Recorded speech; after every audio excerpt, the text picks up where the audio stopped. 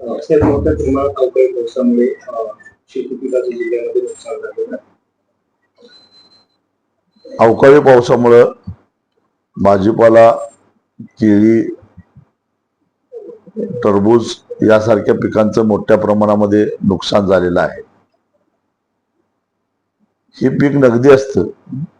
भांडवली गुंतवणूक शेतकऱ्याची मोठ्या प्रमाणामध्ये झालेली असते आणि अशा परिस्थितीमध्ये शेतकऱ्याला जर वाऱ्यावर सोडलं तर तो उद्ध्वस्त होतो.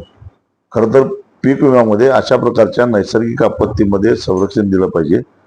ज्या पद्धतीनं रस्त्यावर एखाद्या वाहनाचा अपघात झाला तर वाहन मालकाला संपूर्ण भरपाई दिली जाते.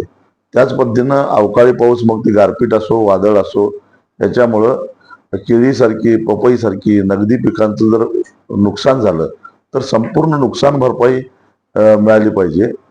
केवळ सानुग्रह अनुदानाच्या नावाखाली चिमूटभर प्रसाद दिल्यासारखं दिलं तर शेतकरी त्यातून उभारी घेऊ शकत नाही. आणि म्हणून विम्याचे पैसे घेत असताना भलेही त्याचा हप्ता थोडा वाढवून घ्या, परंतु शेतकऱ्याला पूर्ण संरक्षण त्या विम्यातून मिळालं पाहिजे, ही आमची मागणी आहे.